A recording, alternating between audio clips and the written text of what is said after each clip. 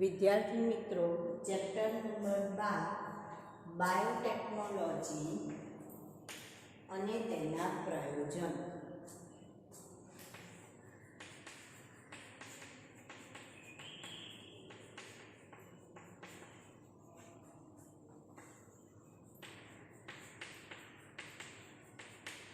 હવે એની અંદર આપણે વાત કરીશું. આપણે આમાં અગાઉ વાત કરી ગયા તો આપણે આમાં બીટી કોટનની, બીટી કપાસની વાત કરી ગયા. ત્યાર પછી ઇન્સ્યુલિનની વાત કરી ગયા કે કઈ રીતના ઇન્સ્યુલિનનું ઉત્પત્તિ કરી શકાય. હવે એનાથી આગળ આપણે વાત કરીશું. ત્યારબાદ આપણે એની અંદર વાત કરી હતી જનીન થેરાપી અને પારજનીની પ્રાણીની આપણે વાત કરી ગયા. હવે આપણે વાત કરવાની છે કે બાયોટેકનોલોજી સંબંધિત માનવી માટે નૈતિક માપદંડોનું પાલન આવશ્યક છે. માનવી જે છે એ પોતાના ઉપયોગ માટે અથવા પોતાના ફાયદા માટે શું કરી રહ્યો છે તો કે પ્રાણીઓનો આડેધડ ઉપયોગ કરી રહ્યો છે અને એ ઉપયોગ માટે કેટલાક માપદંડ હોવા જોઈએ.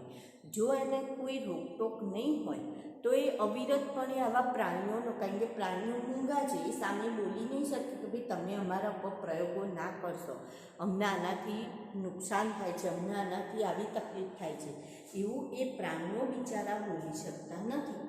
તો એવા એટલે એનો મતલબ કે મનુષ્ય ઉપર માપદંડ મૂકવો જરૂરી છે કે એને અમુક નિયમોને આધીન જ એ કાર્ય કરી શકે. ધારો કે જો આપણે પિક્ચરોની વાત કરીએ તો પિક્ચરમાં જ્યારે પ્રાણીઓનો ઉપયોગ થતો હોય તો એ લોકો અમુક જ કલાક સુધી શૂટિંગ કરી શકે.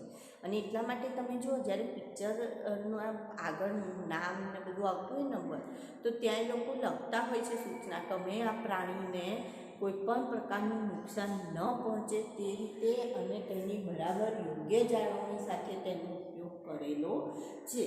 તો એવું એમને આપવું પડે છે. કેમ આપવું પડે છે? કારણ કે એ લોકો કોઈ પણ દરેક નિયમને અનુસરી ભારત સરકારે જે નિયમો બનાવ્યા છે પ્રાણીઓના સંરક્ષણ માટેના, તો એને અનુસરી જો તમે આપણે પહેલાં વાત કરતા હતા કે આપણે પહેલાં 12મા ધોરણમાં દેડકાનું ડિસેક્શન થતું હતું, પણ હવે 12 ધોરણ સુધી તો બિલકુલ એ ડિસેક્શનને બંધ કરી દેવામાં આવ્યું. તો ધારો કે આપણે જો અત્યારે આપણી લેબમાં આવું કોઈ પણ એક ડિસેક્શન પ્રાણીનું કરવું હોય તો પહેલાં આપણે સરકારની સંમતિ લેવી પડે કે શા માટે આપણે એ દર્શાવવું પડે કે શા માટે આપણે આ પ્રાણીનું ડિસેક્શન કરી રહ્યા છે કે શા માટે. એમને આપણે એ પ્રાણીનું આપણી અહીંયા લેબમાં ડિસેક્શન ના થઈ શકે. કેમ? કારણ કે આપણે નિયમોને આધીન કામ કરવું પડે. કોલેજમાં જાઓ તો ત્યાં અમુક પ્રાણીઓનું ડિસેક્શન હજી પણ ચાલુ છે. તો એ શેના માટે? તો કે એની અંતસ્થ રચનાના અભ્યાસ માટે. જ્યારે આપણે હવે પહેલાં જે હતું, પહેલાંનો જૂનો સિલેબસ, એમાં દેડકાની અંતસ્થ રચના ઘણું બધું ડિટેલમાં આવતું હતું. એટલે પણ હવે તો આપણે પ્રાણીઓની, તમે 11મા ધોરણમાં જે અંતસ્થ રચના ભણી ગયા એટલું જ આવે. એના બદલીમાં તો તમે મનુષ્યની જુઓ તો મનુષ્યમાં તો પાચન તંત્ર, શ્વસન તંત્ર કેટલું બધું આવે. તો શું તમને કંઈક ડેડ બોડી આપવામાં આવે તો ભાઈ ચલો આનું ડિસેક્શન કરો અને બધા તંત્ર? તો ના. એટલે દરેક લેવલે એક નિયમ હોય જેને આધીન આપણે કામ કરવું પડે. જો એ ના કરવામાં આવે તો મનુષ્ય અવિરતપણે આવા મૂંગા પ્રાણીઓનો ઉપયોગ કરતો જાય પોતાના લાભ માટે. અને આવું થાય ત્યારે શું થશે તો કે ધીરે ધીરે આ પ્રાણીઓની સંખ્યા ઓછી થતી જશે. અને જો પ્રાણીઓની સંખ્યા ઓછી થતી જાય તો ધીરે ધીરે જે નિવસન તંત્ર છે એની આહાર જાળમાં પણ અસર થશે. આહાર શૃંખલા તૂટતી જશે. અને જો આહાર શૃંખલા તૂટે તો આહાર જાળ ઉપર અસર થશે અને એ છેવટે તો શું થવાનું તો કે પ્રદૂષણ વધતું જવાનું. એટલે પાછી એની ઇફેક્ટો કોના ઉપર થવાની તો કે મનુષ્ય ઉપર જ થવાની. તો આવા જે માપદંડ છે એની અંદર કેટલાક નૈતિક પ્રશ્નો, કેમ આવા માપદંડ તૈયાર કરવા પડ્યા તો કેટલાક નૈતિક પ્રશ્નો ઊભા થયા કે પ્રાણીઓનો જ શા માટે ઉપયોગ થતો, કોઈ મનુષ્ય ઉપર કેમ એનો ઉપયોગ નથી થતો, અથવા તો એના ઉપર કેમ પ્રયોગો નથી થતા, અને પ્રાણીઓનો જ શા માટે ઉપયોગ કરવો, કેટલા પ્રાણીઓનો કેટલા સમય સુધી તમે એના ઉપર પ્રયોગો કરી શકો, એ પણ જરૂરી છે, બરાબર. તો ભારત સરકારે genetic engineering approval committee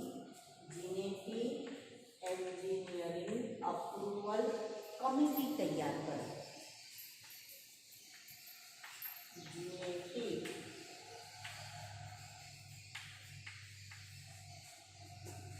engineering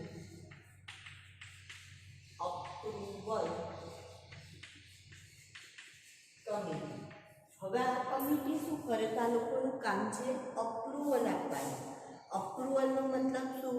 કે ધારો કે તમારે કંઈ સંશોધન કરવું છે તો પહેલાં અહીંયાથી તમારે માન્યતા લેવી પડે, એટલે પારજનીનિક સંશોધન કાર્યની માન્યતા લેવી પડે.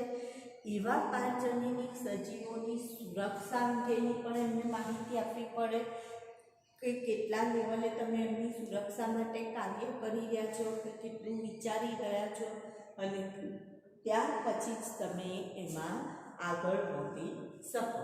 તો આ એક પહેલું થયું કે નૈતિક પ્રશ્નો જ્યારે ઊભા થતા હોય તો એ માપદંડોનું પાલન કરવું જરૂરી છે. હવે એનાથી આગળ પ્રશ્ન આવે છે જૈવ પેટર્ન એટલે શું અને તેના સંબંધિત કઈ સમસ્યાઓ ઉદ્ભવે છે. તો પહેલું તો જૈવ પેટર્ન શબ્દ, તો કોને આપણે જૈવ પેટર્ન કહીએ? તો જ્યારે કોઈ પણ સ્થાનિક જગ્યાએ જે વનસ્પતિ ઉગતી હોય અથવા તો જે પ્રાણી હોય, ખાસ કરીને વનસ્પતિની આપણે વાત કરીએ કે જે સ્થાનિક જગ્યાએ ઉગતું હોય, બરાબર. તો એને આપણે એ જે સરકાર અથવા એ જે ત્યાંની જે સરકાર છે એની પોતાની ઇજારા હેઠળની કહેવાય, અને એને એનું જૈવ પેટર્ન એ સરકાર પાસે છે એવું કહીએ છીએ. હવે જ્યારે આવા જૈવ પેટર્નની ચોરી જો થઈ જાય તો એને જૈવ તસ્કરી તરીકે ઓળખવામાં આવે. શેના તરીકે ઓળખવામાં આવે? જૈવ તસ્કરી. તો તમને એવું થશે કે શું હવે આવી ચોરીઓ પણ થતી હોય? તો હા, આવી ચોરીઓ પણ થતી હોય છે, જેની આપણે પછીથી ચર્ચા કરીએ છીએ. પણ એના પહેલાં આપણે વાત કરીએ તો જો ભારતની વાત કરીએ તો ભારતમાં ચોખાની બાસમતી ચોખા એ ભારતનો જૈવ પેટર્ન છે. આપણો ભારતનો જે જૈવ પેટર્ન લેવો હોય તો શું છે? તો કે બાસમતી ચોખા એ ભારતમાં જ સૌથી પહેલાં થતા હતા, બીજી કોઈ જગ્યાએ આ થતા નહોતા. અને લગભગ 2 લાખ જેટલી જાતિ છે ભારતમાં. ચોખાની કેટલી જાતિ છે? 2 લાખ. આપણે તો એટલા બધા જાણતા પણ નથી, પણ એવી જુદી જુદી જાતિ છે ચોખાની, જેમાંથી ઘણી બધી જાતિ બહારની કન્ટ્રીવાળા શું કરી ગયા? તો પોતાના ત્યાં લઈ ગયા છે, અને ત્યાં એમાં એમણે થોડી પ્રોટીનની માત્રા વધારીને નવી જાતિ તરીકેનો ઉદ્ભવ પણ કરાવ્યો છે. જેમ કે આપણે જૂના, જો એક બીજું સાદું ઉદાહરણ લેવું હોય તો આપણા જે જૂના આયુર્વેદિક ગ્રંથો હતા કે જે આપણા ઋષિમુનિઓએ લખ્યા હતા, એ પણ અંગ્રેજો લઈ ગયા અને હવે એમાંથી હર્બલ પ્રોડક્ટ એ લોકો વેચે છે. તો હર્બલ જે આપણે શબ્દ વાપરીએ છીએ શું છે? તો કે આયુર્વેદ છે. અને જ્યારે આયુર્વેદ શાસ્ત્રની શરૂઆત ક્યાંથી થઈ હતી? તો કે ભારતમાંથી જ થઈ હતી.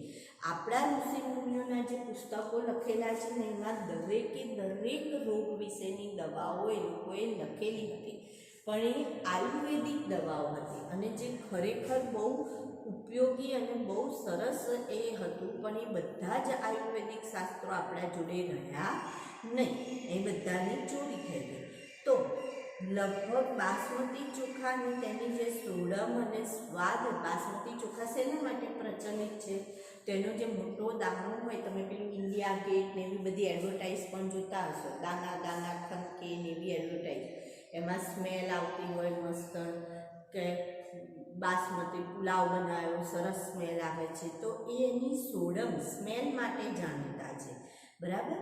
અને સ્વાદ માટે પ્રચલિત છે. ભારતમાં 27 જેટલી જાતો ઉગાડવામાં આવે છે. બાસમતીની પોતાની કેટલી જાતો ઉગાડવામાં આવે છે? 27 જેટલી. 1977માં અમેરિકાની એક કંપની જે છે એમણે બાસમતી ચોખા ઉપર US પેટન્ટ ટ્રેડમાર્ક કાર્યાલય દ્વારા પેટન્ટ પ્રાપ્ત કર્યો અને બાસમતી ચોખાની નવી જાત એ લોકોએ ઉગાડી, જેને એમણે પોતાના ત્યાંની રીતના એમને કહું કે આ ભારતની નથી, આ તો અમારી છે એવું નામ આપીને એ લોકો એમને ઉગાડવા લાગ્યા. એટલે એમાં થોડો ઘણો સુધારો વધારો કરી એ લોકોએ એને રજૂ કર્યું અને એવું કહ્યું કે આ તો અમારા બાસમતી ચોખા છે, ભારતની કોઈ જાત છે નહીં. તો આવી રીતના ભારતમાંથી આ જે બાસમતી ચોખાની પેટર્ન છે એ ચોરી થઈ ગઈ, જેને આપણે આમ નહીં તો શું કહેવાય કે ભાઈ મોનોપોલી કહેવાય. મોનોપોલીનો મતલબ કે એ ભારતમાં જ થઈ શકે, બીજે ક્યાંય નહીં. જો આપણે લીમડાની વાત કરીએ ને, મીઠો લીમડો, તો મીઠો લીમડો એ ભારતમાં જ થાય છે, બીજે ક્યાંય થતો નથી. તો અમેરિકાને એ લોકોને આના પેટર્ન જોઈએ છે, પણ પેટર્ન ના મળ્યા તો એ લોકોએ શું કરવું પડ્યું તો કે અમુક એ લોકોએ કે ભાઈ અમુક ઝાડ જે હોય લીમડાના, મીઠા લીમડાના અમુક ઝાડ એ પોતે શું કરી દે તો કે એ લોકો ભાડે લઈ લે. એટલે આપણી સરકાર એ લોકોને ભાડે આપે. કઈ રીતના તો કે એના ઉપર જેટલો પણ લીમડો થાય એ બધો જ ક્યાં મોકલી દેવાનો તો કે બહારની કન્ટ્રીમાં મોકલી દેવાનો. તો આને આપણે જૈવિક પેટર્ન કહીએ. તો એવી જ રીતના હળદર અને લીમડો એ પણ આપણા ભારતની શું છે જૈવિક પેટર્ન છે, કે જે સેલમ એવી હળદર તમને જો ખબર હોય તો એ હળદર પણ હજી ભારતમાં જ થાય છે, તમને બહાર જોવા મળે નહીં. અને એવી જ રીતના હું લીમડાની વાત કરી રહી છું. તો એ લોકોને પણ હવે આપણે કે ભાઈ ઇન્ડિયન ફૂડ આટલું ટેસ્ટી કેના કારણે હોય છે, તો એ લોકો કે એ લોકો લીમડાનો વઘાર કરે છે, એના કારણે ફૂડ વધુ ટેસ્ટી બને. સાથે સાથે લીમડો એ જે સફેદ વાળ હોય એને કાળા કરવા માટે પણ જરૂરી, એટલે લીમડો ખાવો જોઈએ. તો આવી રીતના લીમડાના ગુણ ઘણા બધા છે. પછી એવી જ રીતના આ તો મીઠા લીમડાની વાત થઈ. આપણે કડવા લીમડાની વાત કરીએ તો એમાં પણ લીંબોળી આવે છે, તો એનું તેલ બનાવવામાં આવે. મચ્છર ને એવું બધું આવતું હોય તો લીમડાના પાનને બાળવામાં આવે. નાવાના સાબુમાં નીમનો યુઝ થતો હોય. તો આવી રીતના લીમડાના ઘણા બધા ઉપયોગ છે. તો એ પણ ભારતનું શું છે તો કે જૈવિક પેટર્ન છે, જે ભારતમાં જ થતી હોય છે. તો હજી પણ જો આપણે જાગૃત નહીં થઈએ તો શું થશે તો કે આવી પેટર્ન આપણા દેશમાંથી આપણી જે સંસ્કૃતિ છે એ બધી છીનવાઈ જશે અને છેવટે પાશ્ચાત્ય સંસ્કૃતિ આપણા ત્યાં લાગુ પડી જશે. પછી એનાથી આગળ જૈવ તસ્કરીની વાત આવે છે. હવે શેની વાત આવે છે? જૈવ તસ્કરી. તસ્કરીનો મતલબ શું થાય? ચોરી.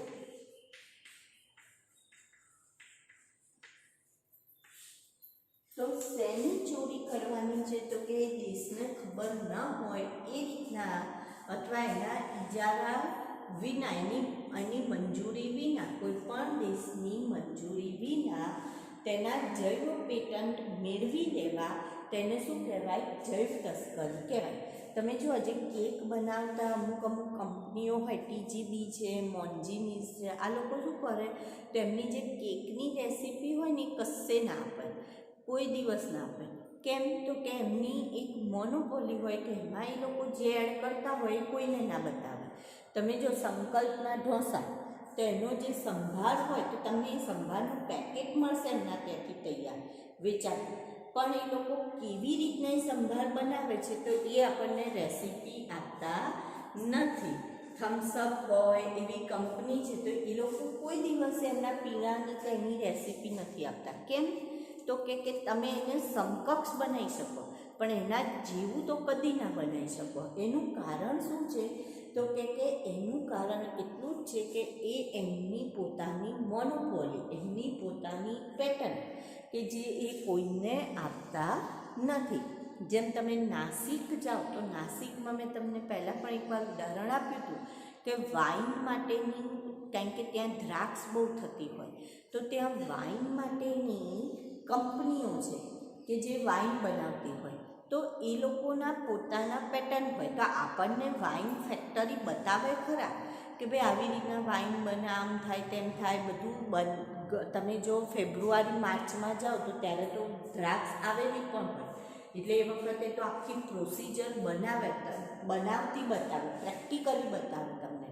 અને આમ તો આપણે ખાલી થિયરી સમજાવે, એટલે દેખાડે સાધનો અને એવી રીતના સમજાવે, બરાબર.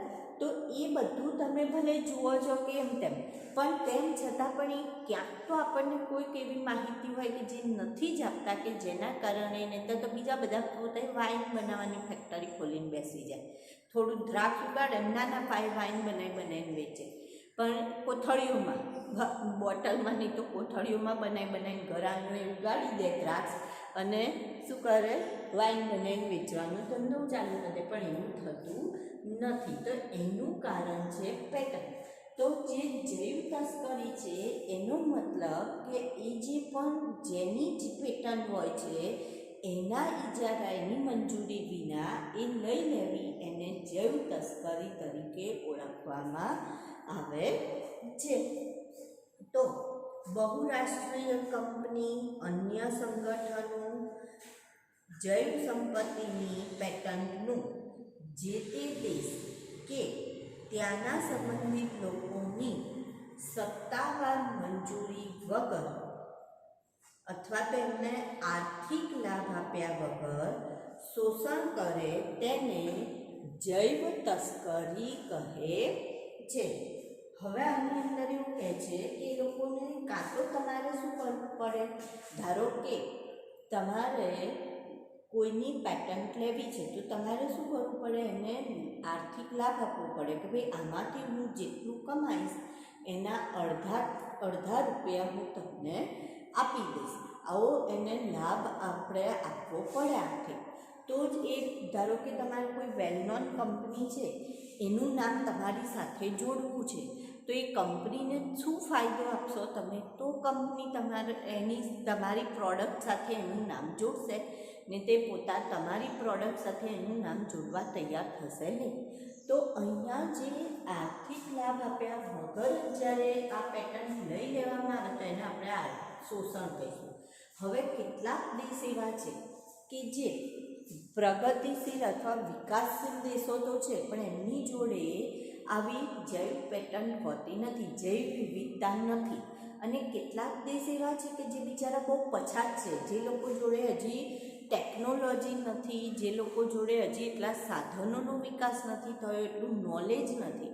તો એવા જે દેશો છે કે જે હજી પ્રગતિશીલ નથી અને એમની પાસે જૈવ વિવિધતા ઘણી બધી છે, તો શું કરે છે આ જે મોટા મોટા કન્ટ્રી છે, શું કરે છે તો કે પેલા જે બિચારા એકદમ નોર્મલ જે છે એમની પાસેથી, નોર્મલ કન્ટ્રી પાસેથી જૈવ વિવિધતા લઈ લે છે, ખરીદી લે છે, અને ઘણી વખતે તો એમને બહુ ઓછી કિંમત ચૂકવતા હોય અને ઘણી વખત તો આપતા જ નથી. અને ના આપે ત્યારે એમનું શોષણ થાય છે. પણ પેલા લોકો બિચારા બોલી ના શકે. કેમ ના બોલી શકે? કારણ કે એમનો દેશ એટલો મોટો નથી કે પેલા મહાસત્તા સામે લડી શકે. તો આવું બધું પણ કારણ બનતું હોય છે.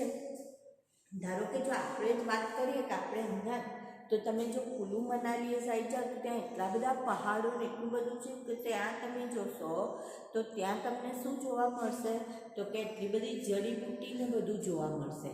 હવે એ જડીબુટ્ટી ગમે તેમ કોઈ અહીંયા લાવીને એનો ઉપયોગ ના કરી શકે.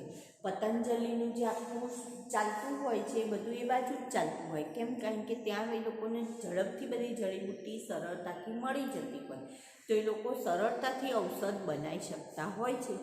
તો જ્યારે આવી ઔષધ કે કંઈ પણ બનાવવું હોય તો એના માટે એ જે પણ કંપની કે જેનું પણ તમે જડીબુટ્ટી ઉપયોગ કરતા હો તો એના પેટન્ટને આપણે લેવા પડે, એની મંજૂરી લેવી પડે, અને ત્યાર પછી તમે પેટન્ટનો ઉપયોગ કરી શકો. તો જે આપણે ભારતીય સંસદની અંદર થોડા સમય પહેલાં ઇન્ડિયન પેટન્ટ બિલ આવું રજૂ થયું હતું. શું?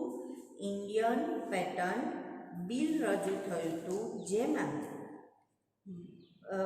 બીજો મુસદ્દો લાગુ કરેલ અને એવા મુદ્દાઓને ધ્યાનમાં લેવાનું કે જેના અંતર્ગત પેટન્ટ નિયમ સંબંધિત સંશોધન વિકાસ એના પ્રયોગો લાગુ પાડવામાં આવે અથવા એનું ધ્યાન રાખવામાં આવે કે ભાઈ બરાબર રીતે યોગ્ય રીતે કામ થઈ રહ્યું છે કે નહીં, જે લોકો કામ કરી રહ્યા છે એ લોકો બરાબર કામ કરે છે કે નહીં, આવી બધી જ રીતના આના ઉપર પ્રયોગો કરવાના અને ત્યાર પછી જ એ પેટન્ટને શું કરવાની છે તો કે બહાર પાડવાની છે, નહીતર બહાર પાડી શકાય નહીં એવી પેટન્ટ. બરાબર. તો આવી રીતના જૈવ આપણે જે તસ્કરીની વાત કરી રહ્યા છીએ, તો ધારો કે જો એનું ઉદાહરણ લેવું હોય તો આપણને ઉદાહરણ પણ એના માટે જૈવ સલામતીની જો વાત કરીએ આપણે, તો જૈવ સલામતીમાં આપણે ઉદાહરણ બાસમતી ચોખાનું લઈ લીધું ને આગળ, કે યુએસને શું કરેલું છે, આપણા એ બાસમતી ચોખાના રાઇટ્સ પોતે લઈ એ લોકોએ પોતાની રીતના એમ કે એને વેચે છે. બરાબર. બહુરાષ્ટ્રીય કંપનીઓ વિકસતા દેશનું કેવી રીતે શોષણ કરે, તો જેમ કે એમાં ઉદાહરણ લેવું હોય તો પહેલું ઉદાહરણ બાસમતી, આપણે ભારતના બાસમતી ચોખાના જનન રસનો પેટન્ટ કોણે લીધેલો છે તો કે અમેરિકાએ મેળવ્યો છે. પછી રૂઢિગત જે જ્ઞાન છે એની એ લોકો શું કરી લે તો ડાયરેક્ટ ઉઠાંતરી કરી લેતા હોય, લઈ લેતા હોય રૂઢિગત જ્ઞાન અને એને નવા સ્વરૂપે પ્રગટ કરતા હોય. રૂઢિગત જ્ઞાનનો મતલબ શું થશે તો રૂઢિગત જ્ઞાન એટલે જે વર્ષો પુરાણું કે એમના બાપ દાદાઓથી ચાલતું આવતું હોય એવું જે જ્ઞાન હોય કે પેઢી દર પેઢી એ લોકો, આપણે અમુક જાતિ જોઈએ, ધારો કે તમે આદિવાસી કે જાતિ જુઓ ને તો એ લોકો દવાઓ ના લેતા હોય, એ લોકો શું કરતા હોય તો પ્લેસેન્ટા જે છે ગર્ભનાળ જેને રાખી મૂક્યો હોય ટુકડો, એને એ સુકાઈ જાય એટલે એને પાવડર બનાવી મૂકી રાખે અને પછી જ્યારે પણ બાળક બીમાર પડે તો તરત જ એમાંથી શું કરે તો કે એનો એક થોડો ભૂકો લે, એને પાણીમાં ઉગાડે અને બાળકને પીવડાવી દે. તો આ જે છે એનાથી બાળક શું થાય તો કે બાળકની તબિયત તરત જ સારી થઈ જાય, કેમ કે પ્લેસેન્ટા જે હતું એની અંદર શું છે તો કે એન્ટીબોડી, એટલે તરત જ એના શરીરમાં એન્ટીબોડી ઉત્પન્ન થઈ ગયા, એને બહારથી જ દાખલ થઈ ગયા એટલે સીધા રોગ સામે લડવા લાગશે, તો એ એને ફાયદાકારક થશે. તો આવી રીતના એને ફાયદો ઘણો બધો મળી શકતો હોય છે. પણ હવે એને શું કર્યું તો કે હવે આ લોકોએ એને નવા સ્વરૂપે પ્રગટ કરીને આવા જ્ઞાનનો ઉપયોગ કર્યો. પશ્ચિમ આફ્રિકાની વનસ્પતિ પેન્ટાડી પ્લાન્ટ્રા જે છે બ્રાઝિયાના, જે પ્રોટીન ઉત્પન્ન કરે છે ને પ્રોટીનનું નામ છે બ્રાઝિન નામનું પ્રોટીન. તો આ જે પ્રોટીન છે એ શર્કરા કરતાં એટલે કે ખાંડ કરતાં 2000 ગણું વધારે છે. ખાંડ કરતાં કેટલું વધારે છે 2000 ગણું વધારે ગળ્યું હોય છે. તો અમેરિકાએ શું કર્યું, એ લઈ લીધું એ જ્ઞાનનું, એ જે બ્રાઝિન પ્રોટીન હતું એનું પેટન્ટ ચોરી લીધી અને એને પછી શું કરેલું છે તો એટલે કે આફ્રિકાની મંજૂરી વગર, અને ત્યાર પછી એમણે એને એમની જે મકાઈ છે મકાઈમાં એની સાથે સંવર્ધન કર્યું અને નવી મકાઈ આવી જેને આપણે કઈ કહીએ છીએ તો અમેરિકન મકાઈ તરીકે જેને આપણે ઓળખીએ છીએ. તો જે અમેરિકન મકાઈ છે એની અંદર બ્રાઝિલ નામનું પ્રોટીન હોય કે જે ખાંડ કરતાં પણ 2000 ગણું વધારે ગળ્યું હોય, એટલે આપણને અમેરિકન મકાઈ, હવે તો પેલી સાદી મકાઈ તો જતી જ રહી છે, બધા કઈ મકાઈ ખાતા હોય અમેરિકન મકાઈ જ ખાતા હોય છે. બરાબર. તો એ રીતના એમ કે એનું મહત્ત્વ વધતું ગયું છે. તો આ આપણે ચેપ્ટર આપણું અહીંયા શું થયું પૂરું થાય છે. હવે આપણે વાત કરીએ સ્વાધ્યાયના પ્રશ્નોની. તો સ્વાધ્યાયમાં આપણને પહેલો પ્રશ્ન આપ્યો છે કે કેટલાક બેક્ટેરિયા બીટી વિષના સ્ફટિક પેદા કરે છે પરંતુ સ્વયં બેક્ટેરિયાને મારતા નથી, કારણ કે પછી આપણને 4 ઓપ્શન આપ્યા છે. પહેલું ઓપ્શન છે બેક્ટેરિયા વિષ પ્રત્યે પ્રતિરોધી છે, બીજું વિષ અપરિપક્વ હોય છે, ત્રીજું વિષ નિષ્ક્રિય હોય છે અને ચોથું 20 બેક્ટેરિયામાં વિશિષ્ટ કોષ્ઠણમાં આવૃત હોય છે. તો 20 કેવું હોય છે? નિષ્ક્રિય સ્વરૂપે હોય છે, જેને શેના તરીકે ઓળખાય છે? પ્રોટોટોક્સિન તરીકે ઓળખવામાં આવે છે. અને જ્યારે કીટકના પાચન માર્ગમાં જાય અને ત્યાં એને કેવું એટમોસ્ફિયર, કેવું વાતાવરણ મળશે? તો કે ત્યાં એને બેઝિક માધ્યમ મળશે. ત્યારે શું બને છે? આલ્કલીય માધ્યમમાં સક્રિય બને છે. બરાબર? તો શું વિકલ્પ આવશે? 20 નિષ્ક્રિય હોય છે. પછી બીજો પ્રશ્ન છે કે પારજનીનિક બેક્ટેરિયા શું છે? કોઈ એક ઉદાહરણ દ્વારા વર્ણન કરો. તો પારજનીનિક બેક્ટેરિયા એટલે જે વિદેશી જનીન ધરાવે છે. પારજનીનિક બેક્ટેરિયા શું ધરાવે છે? વિદેશી જનીન, જે ઈરાદાપૂર્વક તેનામાં દાખલ કરવામાં આવેલું હોય છે. હવે એનો ઉપયોગ ક્યાં કરવામાં આવે? તો ઇકોલાઈ બેક્ટેરિયા જે છે એ પારજનીનિક બેક્ટેરિયા છે. કઈ રીતના? તો જ્યારે ઇન્સ્યુલિન ઉત્પન્ન કરવાનું હોય ત્યારે યજમાન તરીકે આપણે કોનો ઉપયોગ કરીશું? ઇકોલાઈ બેક્ટેરિયાનો આપણે ઉપયોગ કરીએ છીએ. ઇન્સ્યુલિનના ઉત્પાદન વખતે યજમાન કોષ તરીકે કોનો ઉપયોગ કરીશું? ઇકોલાઈ બેક્ટેરિયાનો. તો એનો મતલબ આપણે કોના ઉપર પ્રયોગ કર્યો કહેવાય? ઇકોલાઈ બેક્ટેરિયા ઉપર પ્રયોગ કર્યો કહેવાય. તો એનો મતલબ ઇકોલાઈ એ શું થયા? પારજનીનિક બેક્ટેરિયા થયા. ત્રીજો પ્રશ્ન છે જનીન પરિવર્તિત પાકોના ઉત્પાદનના ફાયદા અને ગેરફાયદાની તુલનાત્મક સરખામણી કરો. તો જનીન પરિવર્તિત વનસ્પતિના ઉત્પાદનના લાભની વાત કરીએ તો પહેલું તો એ કેવો પાક ઉત્પન્ન કરશે? તો કીટ પ્રતિરોધક હોય છે પાક, અને જેના કારણે પાક ઉત્પાદનમાં વધારો થશે. અને રાસાયણિક જે જંતુનાશક દવાઓ છે એના વપરાશમાં આપણે શું કરી શકીશું? ઘટાડો કરી શકાય છે. પાકની એવી ઘણી જાતો ઉત્પન્ન કરી શકાય કે જેનું પોષણ મૂલ્ય કેવું હોય? ઊંચું હોય. જેમ કે સોનેરી ચોખાની જાત, ગોલ્ડન રાઈસ, જેની અંદર વિટામિન એ બહુ જ વધારે હોય છે. પછી ત્રીજું, આવી વનસ્પતિ ખનિજ તત્વનો યોગ્ય ઉપયોગ કરી જમીનની બિનફળદ્રુપતામાં ઘટાડો કરે છે. એટલે જમીન જે બિનફળદ્રુપ બનતી જાય એના બદલે કેવી બને છે? તો કે બિનફળદ્રુપ બનતી નથી. ફળદ્રુપતા વધશે નહીં પણ ઘટતી પણ નથી. તેમ છતાં વિશ્વમાં જનીન પરિવર્તિત પાકો સંબંધિત કેટલાક ગેરફાયદા પણ જોવા મળે છે. તો પહેલો ગેરફાયદો કે જે તે વિસ્તારની પ્રાકૃતિક જૈવ વિવિધતાને નુકસાન પહોંચે છે. જ્યારે આપણે આવી જનીન પરિવર્તિત પાક ઉગાડીશું એટલે એનો મતલબ શું? કેવો પાક ઉગાડીશું? બે જુદા જુદા જનીનોને ભેગો કરેલો પાક. તો આવો પાક ઉગાડીએ છીએ તો એના કારણે શું થશે? તો કે એના કારણે જે પ્રાકૃતિક જૈવ વિવિધતા હશે એમાં નુકસાન થશે. ધારો કે આપણે હું સાદું તમને ઉદાહરણ આપું કે મેકઅપ કરવું, તો છોકરીઓ જ્યારે મેકઅપ કરે તો એની જે નેચરલ બ્યુટી છે એ શું થાય છે? તો કે નાશ પામે છે.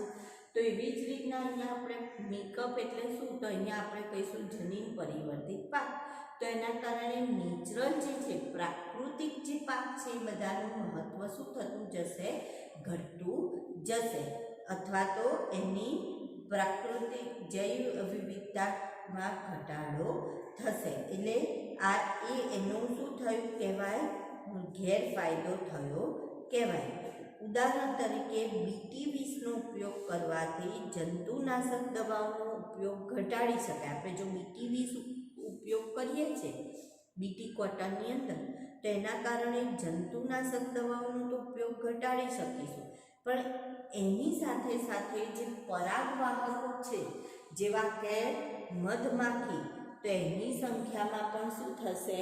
ઘટાડો થશે. મધમાખી પણ પેલા બીટી કોટન ઉપર બેસશે નહીં કે ના ના બાપા અહીંયા તો ના જવાય, અહીંયા જઈએ ને આવા પાંદડા ઉપર બેસે તો આપણને ઝેર ચડી જાય, તો એ લોકો પણ એના ઉપર બેસતા નથી. તો જ્યારે પરાગવાહકો પરાગ રજત લઈને બીજે બધે નહીં જાય તો એની સંખ્યામાં, વનસ્પતિની સંખ્યામાં શું થઈ જશે? આપોઆપ ઘટાડો થાય છે. જનીન પરિવર્તિત પાકો માનવ તંદુરસ્તી ઉપર અસર કરે છે, જેના દ્વારા એલર્જીકારકો અને કેટલાક એન્ટીબાયોટિક પ્રતિરોધક દ્રવ્યો શરીરમાં પ્રવેશી શકે છે. એટલે એલર્જી કરનારા દ્રવ્યો પણ શરીરમાં એના દ્વારા જઈ શકે છે અને પર્યાવરણને નુકસાન પણ થાય, પ્રદૂષણ પણ થઈ શકે છે.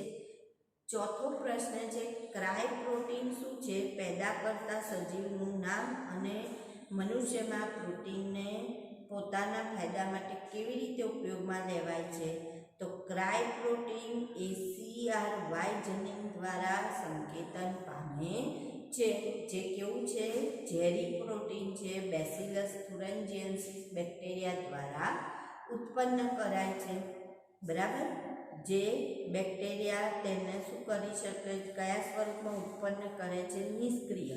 પણ જ્યારે કીટકના જઠરમાં જાય, આંતરડામાં જાય, ત્યાં એને મધ્યાંતરમાં આલ્કલાઇન pH મળે છે, જેના કારણે કેવું બની જાય છે? તો કે સક્રિય બને છે, જેથી અધિચ્છદીય કોષો તૂટે છે અને કીટકનું મૃત્યુ થાય છે. એટલે જનીન પરિવર્તિત પાકોમાં આ પ્રોટીન ઉત્પન્ન કરી કીટ પ્રતિરોધક બનાવાય છે. પછી જનીન થેરાપી અને એમાં એનું ઉદાહરણ આપણે આગળ વાત કરી ગયા. ઇકોલાઈ જેવા બેક્ટેરિયામાં માનવ જનીનના ક્લોનિંગ તેમજ અભિવ્યક્તિના પ્રાયોગિક ચરણનું નિરૂપણ કરો. તો DNA ક્લોનિંગમાં વિશિષ્ટ ટેમ્પલેટ DNAને બહુગુણિત કરી અને એની અનેક નકલો મેળવી શકાય. તો આ માટે પહેલાં યજમાન કોષમાં વિદેશી DNAને દાખલ કરવું પડે, વાહક સાથે એને જોડવો પડે, પછી ક્લોનિંગ કરવાની, બેક્ટેરિયામાં એની વૃદ્ધિ કરાવવાની અને ત્યાર પછી એનું પરીક્ષણ કરીને એને શું કરવું પડે? તો કે એને વેચવું પડે. RDNA ટેકનોલોજી અને તેલના રસાયણશાસ્ત્ર વિશેની જાણકારીને આધારે બીજમાંથી તેલ દૂર કરવાની પદ્ધતિ જણાવો. તો બીજમાંથી તેલ દૂર કરવા માટે RDNA ટેકનોલોજીનો જ ઉપયોગ થાય, જેમાં બેના જનીન દ્રવ્યની શું કરવાની છે? ફેરબદલી. તો તેલની રચનામાં શું હોય? ગ્લિસરોલ અને ફેટી એસિડ. RDNAનો ઉપયોગ કરીને આપણે શું કરીશું? ગ્લિસરોલ અને ફેટી એસિડનું સંશ્લેષણ અટકાવીશું. તો હવે જ્યારે સંશ્લેષણ અટકી જશે તો એ બીજ કેવા બની જશે? તો કે તેજ વિહીન બીજ બની જતા હોય છે. તો એના દ્વારા આપણે એમ કે દૂર કરી શકાય. ત્યાર પછી આપણા રુધિરમાં પ્રોટીએઝ અને ન્યુક્લિયસ હોય છે? તો ના, હોતા નથી. પ્રોટીએઝ તો શું છે? તો કે અવરોધકો ધરાવે છે, જે રુધિરમાંના પ્રોટીન ઘટકોનું પ્રોટીએઝ ઉત્સેચકથી થતા વિઘટનથી બચાવ કરે છે. અને ન્યુક્લિયસ એ ન્યુક્લિક એસિડનું જળ વિભાજન પ્રેરે છે, એટલે રુધિરમાં ગેરહાજર હોય છે. તો ચેપ્ટર નંબર 12 આપણું પૂર્ણ થયું.